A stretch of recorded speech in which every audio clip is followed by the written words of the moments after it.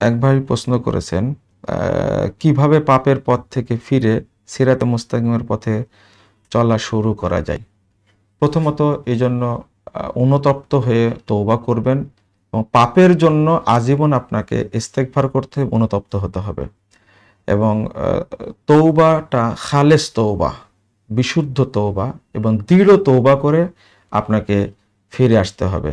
আশা করি ইনশাআল্লাহ আল্লাহ আপনাকে রব্বুল আলামিন আপনাকে মাফ করবেন এবং আল্লাহর কাছে বেশি বেশি চাইবেন ইহদিনাস সিরাতাল মুস্তাকিম। আপনি চাইবেনই বা কি করে? ফরজ সালাতে তো হয়তো বা আপনার সূরা ফাতিহা পড়ার সুযোগই হয় না। সূরা ফাতিহা একটা বড় ইবাদত। ইহদিনাস সিরাতাল মুস্তাকিম কেবল সূরা ফাতিহার মধ্যেই কথাটি এসেছে, অথচ এই সূরাটা আপনার পড়ার সুযোগ হয়নি। বেদাতি মোল্লারা ফতোয়া দিয়েছে যে পড়া যাবে না, সূরা ফাতিহা নামাজে পড়া যায় না, জোহরেও পড়ে না, আসরেও পড়ে না, মাগরিব এশা ফজর কোনোটাতেই পড়ে না। 60 বছর যাবত ইমামের পিছনে সালাত আদায় করছে, ও সূরা ফাতিহা পড়ে না। তো ও কিভাবে হেদায়েত পাবে? আল্লাহর কাছে তো হেদায়েত চাইনি। আল্লাহ বলছেন